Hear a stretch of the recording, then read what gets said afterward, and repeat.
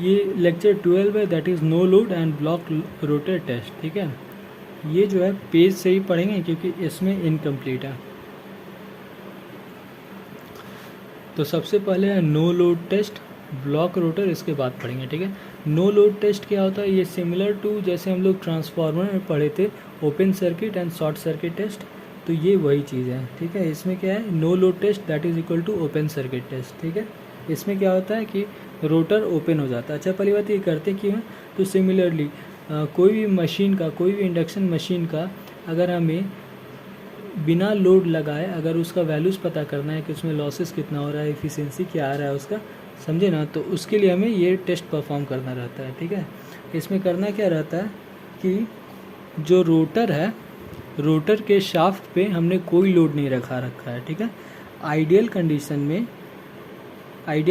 में हम मान लेते हैं कि I2 इज इक्वल टू 0 होता है, ठीक ना। आइडियल कंडीशन में क्या होता है कि NR, हाँ, आइडियल कंडीशन में क्या हम लोग मान लेते हैं कि रोटर पे कोई लोड नहीं लगा हुआ है, ठीक है। मतलब देखो, रोटर का सर्किट कंप्लीट है लेकिन रोटर पे हम लोग कोई लोड नहीं लगाए हैं, ठीक ना, रोटर फ्री का घूम रहा है, ठीक ना। तो आइडियल हम लोग क्या मानते हैं कि रोटर पे कोई लोड नहीं है तो रोटर का speed that is NR is equal to NS हो जाता है, ठीक ना। ये आइडियल कॉन्सिडरेशन है जिसके कारण स्लिप जीरो हो जाएगा, और स्लिप जीरो हो जाएगा तो I2 that is rotor branch में करंट ही जीरो हो जाएगा। लेकिन प्रैक्टिकली ऐसा नहीं होता है। प्रैक्टिकली में जो रोटर का जो शाफ्ट होता है उसका भी कुछ ना कुछ वेटेज होता है और उसके कारण उसको रोटेट करने में एनर्जी लॉस्ट होता है, ठीक ना। तो NR कभी भी NS के इक्वल नहीं होता है, ठीक है।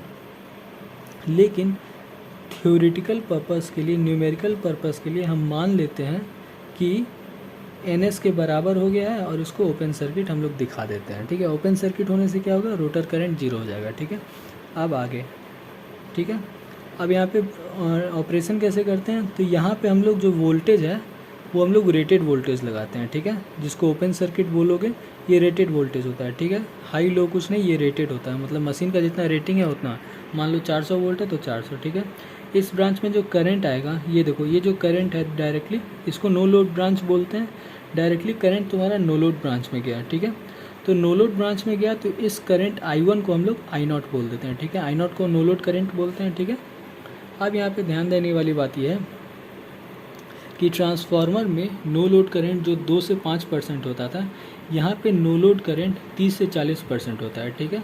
जिसमें से ये जो पार्ट है RC, ये 2 से 5% होता है और ये जो है ये 30 से 40% होता है। कहने का मतलब नो लोड में मैक्सिमम लॉस तुम्हारा यहीं पे आता है, ठीक है, फ्लक्स को क्रिएट करने में, ठीक है। और क्या चीज़ है,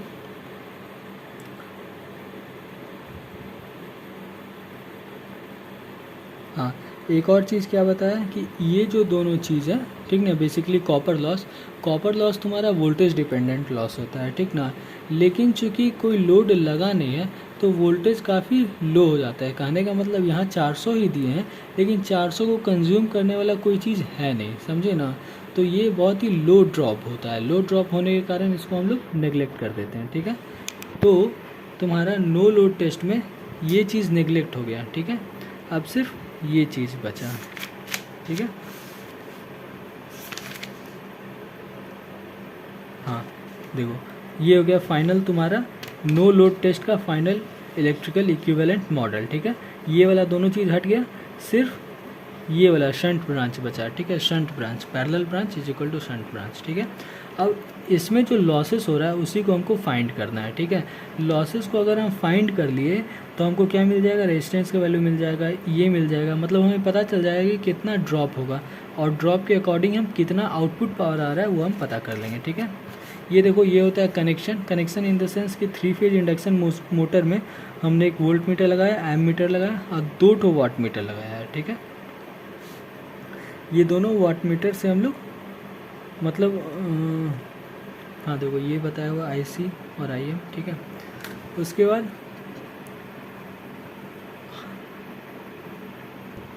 अब देखो, नो लोड कंडीशन के समय तुम्हारा जो वाट मीटर दोनों रीडिंग देगा वो बेसिकली क्या होगा, ये लॉसेस होगा, मतलब करंट मेरा यहाँ कंज्यूम हो रहा है, ठीक ना। तो नो लोड लॉसेस के समय वाट मीटर 1 और 2 जो पावर देगा वो टोटल लॉस पावर होगा, ठीक है। तो इसको हम लोग बोलेंगे POC, that is power open circuit, ठीक है। अब इसमें एक और चीज़ हमने क्या ऐड किया, कि चूँकि ये जो रेजिस्टेंस है बहुत ही कम वोल्टेज ड्रॉप कर रहा है, लेकिन ड्रॉप तो कर रहा है ना, तो इसीलिए हमें इस जो तुम्हारा कॉपर लॉस है उसको हमें सब्सट्रैक्ट करना होगा, ठीक ना। क्यों? क्योंकि हमने उसको नेगलेक्ट किया है, ठीक है। तो वही चीज़ कॉपर लॉस मतलब पावर कैसे होता है, I² इंटू R, ठीक है। और इसी को 3 से मल्टीप्लाई कर देंगे तो तीनों फेज का कॉपर लॉस मिल जाएगा, जिसको हम सब्सट्रैक्ट कर दिए, ठीक है। और POC का फाइनल एक्सप्रेशन हमारा बन गया, that is W1 + W2 minus copper loss, ठीक है। अब POC जो है मतलब ये पूरा टर्म, इसमें क्या क्या आया, कोर लॉस आ गया, फ्रिक्शनल लॉस आ गया, एयर वाइंडेज लॉस आ गया, ठीक है। कोर लॉस क्या होता है, देखो ये जो पूरा पार्ट है ना इसी को कोर लॉस कहते हैं, ठीक ना।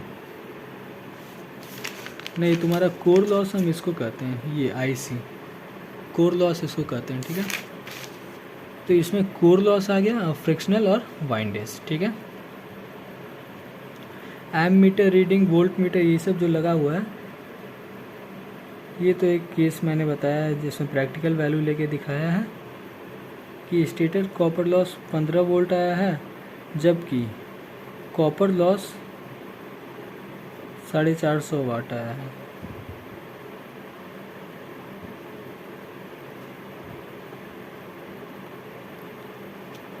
ये तो ऐसे ही है, ठीक है। ये फाइनल सर्किट बना, बता दिया मैंने। नो लोड टेस्ट का फाइनल सर्किट यही है, इसी पे हमारा न्यूमेरिकल सॉल्व होगा, ठीक है। न्यूमेरिकल वैसे आता नहीं है इसमें, ये टॉपिक उतना न्यूमेरिकल नहीं आता है। और ये सब क्या है, तो बेसिकली देखो तुम्हारा जो है पावर, वोल्टेज और करंट, ये हमें वाट मीटर, वोल्ट मीटर और एम मीटर से मिल गया। तो अब हम क्या करेंगे, ये रेजिस्टेंस, ये चीज़ IC और IM हम लोग सिंपल V = IR से हम लोग कैलकुलेट कर लेंगे, ठीक है। ये सब वैल्यूज़ आ गया, ठीक है। cos phi क्या है, ये पावर फैक्टर क्वेश्चन में रहेगा, सीधे ये कर देना है, ठीक है। अब यहाँ एक चीज़ देखने वाली बात है कि यहाँ पे जो VOC है, ठीक है, देखो VOC जो है ना वो लाइन वोल्टेज है, ठीक है।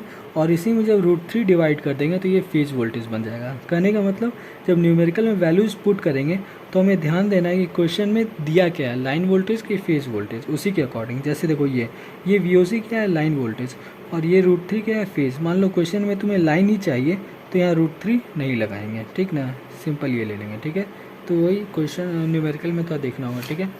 इसका जो ग्राफ बनता है नो लोड टेस्ट का वो ऐसा बनता है, ठीक है, ऐसे, ठीक है। जिसमें ये और ये पार्ट जो है ये कोर लॉस का होता है, दैट इज़ PH + PE, ठीक है। कोर लॉस फिर से गलत बोल दिए, कोर लॉस जो है ना ये पूरे को कोर लॉस बोलते हैं, नो लोड लॉस को हम लोग कोर लॉस बोलते हैं, ठीक है। और ये जो इतना पार्ट है इसमें fractional loss and plus windage loss, ठीक है, दैट इज़ मैकेनिकल, ठीक है। ये ग्राफ बनता है, इस पर भी क्वेश्चन आता है। अब इसके बाद आता है ब्लॉक रोटर टेस्ट, ठीक है। ब्लॉक रोटर टेस्ट क्या है, शॉर्ट सर्किट टेस्ट है। शॉर्ट सर्किट बोलने का मतलब इलेक्ट्रिकल इक्विवेलेंट मॉडल में रोटर का जो साइड था उसको हम शॉर्ट सर्किट कर देंगे, ठीक है। ब्लॉक रोटर कहने का मतलब क्या होता है, ब्लॉक रोटर कहने का मतलब होता है रोटर इन स्टॉप कंडीशन, मतलब रोटर रुका हुआ है, ठीक है। रोटर रुका हुआ है कहने का मतलब क्या हुआ, रोटर रुका हुआ है कहने का मतलब हमने सप्लाई साइड से सप्लाई दे दिया है, लेकिन मान के चलो रोटर को मैंने हाथ से दबा दिया है, घूमने ही नहीं दिया रोटर को, समझे, उसको कहते हैं ब्लॉक रोटर टेस्ट। रुका हुआ मतलब NR क्या होगा, 0। जब NR 0 हो जाएगा तो स्लिप क्या हो जाएगा, 1 हो जाएगा, ठीक ना। तो मैकेनिकल लोड = 0 कहने का मतलब स्लिप का वैल्यू 1 पुट करोगे तो तुम्हें मैकेनिकल वैल्यू कितना आ जाएगा, 0। कहने का मतलब लोड है ही नहीं, समझ गए, ठीक है। इसमें कंडीशन क्या है, इसमें हम लोग रेटेड करंट पे करते हैं। रेटेड करंट बोलने का मतलब ये देखो, रेटेड करंट बोलने का मतलब कि इस वाले जो रोटर ब्रांच है इसमें हमें रेटेड करंट चाहिए। अब रेटेड करंट जिस भी वोल्टेज पे मिल रहा होगा वो वोल्टेज हम यहाँ पे लगा देंगे, ठीक है। प्रैक्टिकल कंडीशन में रेटेड वोल्टेज यहाँ पे नहीं लगता है, बहुत ही लो वैल्यू में ही रेटेड करंट फ्लो कर जाता है, ठीक है।